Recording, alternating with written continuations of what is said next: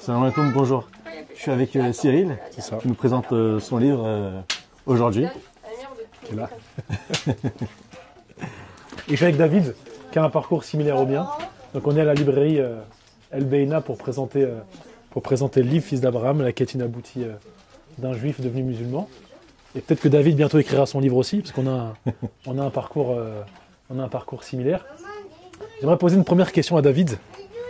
En quelques mots, c'est un sujet hyper large, mais comment ça s'est passé avec ta famille, ce changement de religion? Comment ils l'ont pris? Comment ils l'ont vécu? Ça, c'est plus que quelques mots, là. C'est un livre. C'est ça, ouais, voilà. Exactement, ouais. Non, mais c'est vrai que ça a été très compliqué avec certaines personnes. Moi, je me suis converti à l'islam il y a plus de 20 ans maintenant. Et il y a des personnes, ça fait plus de 20 ans avec qui, malheureusement, le contact s'est rompu. Avec d'autres personnes, ça s'est très bien passé, alhamdoulilah. Et mais justement, c'est vrai que je rebondis. Récemment, j'ai repris contact avec de la famille à l'étranger, avec qui j'avais pu échanger depuis justement 2 décennies.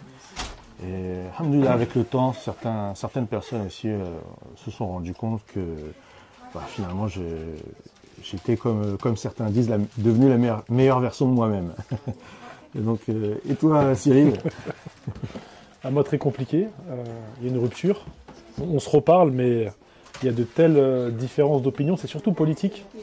J'ai envie de dire ethnique aussi. Parce que moi, mes parents, que je sois religieux ou pas, ils s'en fichent. Tant que je reste dans le clan, on va dire. C'est le fait d'avoir quitté l'ethnie, la tribu, pour une autre tribu, on va dire, une autre religion. Et surtout, c'est la question politique, la question israélo-palestinienne qui crispe beaucoup. C'est vraiment ça qui crée des différends.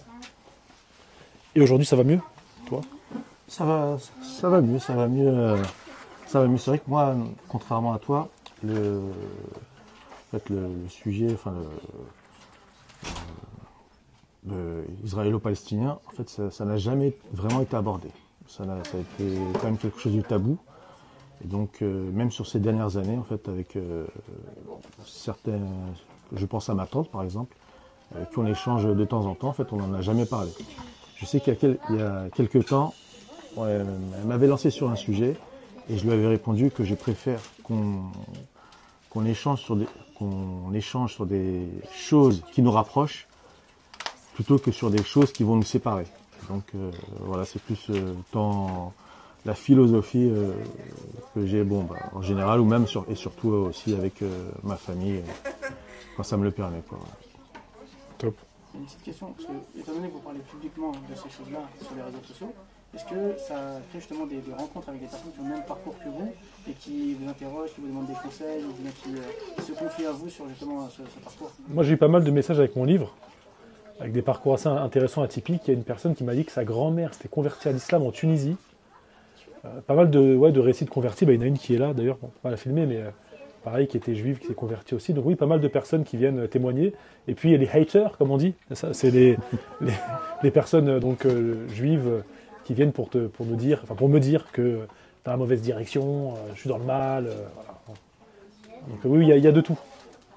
Et est-ce que vous aurez justement un conseil à donner à des personnes qui sont en cheminement, qui se posent des questions et qui se rapprochent de l'islam, mais qui, justement, avec la pression familiale, n'osent pas sauter le pas, ne savent pas comment s'adresser à leur famille? Moi, je dirais avant tout d'être bien entouré, d'avoir les bonnes personnes, parce qu'aujourd'hui, avec Internet, il y a tellement d'informations qu'on se noie. Avant, pour apprendre nos religions, il fallait aller en classe. Tu as le CP, tu as le CE1. Aujourd'hui, la personne a accès à des informations sans avoir les outils pour tout comprendre et intégrer. Donc c'est d'être bien entouré déjà, parce que tu peux perdre vite la tête, faire n'importe quoi, et du coup tout perdre après. Donc que la démarche soit structurée et raisonnable. Mon ami scientifique valide.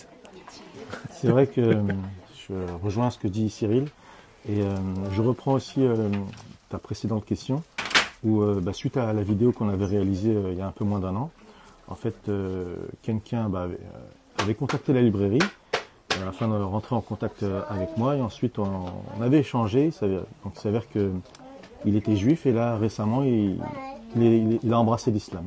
Donc c'est vrai qu'à travers notre parcours, notre témoignage, certaines personnes, en fait, ça les amène à se poser parfois des questions, et pour d'autres aussi à franchir le pas.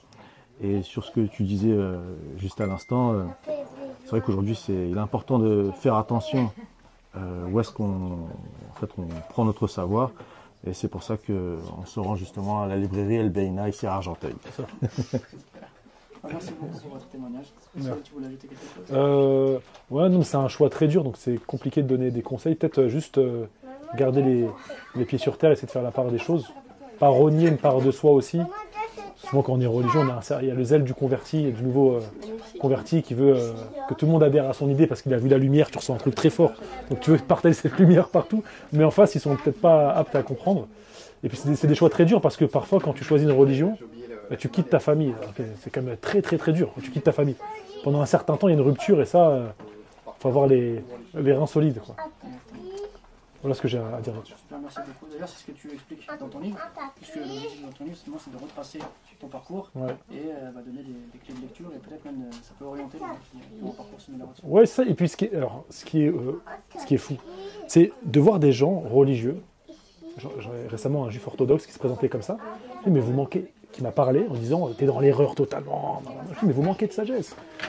Avant de juger quelqu'un, regardez comment il en est arrivé là. Un musulman qui devient bouddhiste, j'ai déjà dit ça 15 fois, je dis toujours la même chose, qui devient hindouiste, moi ce qui m'intéresse, c'est pas ce qu'il est devenu, c'est comment il est devenu comme ça. On ne sait pas. Et ça, il faut s'intéresser aussi au parcours des gens, pas que aux résultats. Pourquoi il est devenu comme ça? Comment il est devenu comme ça? C'est ce que je conseille aux parents surtout. Avant de s'affoler, de renier, de... Voilà. Merci beaucoup Cyril, merci beaucoup David. Merci, voilà. Et à la prochaine. Prochaine.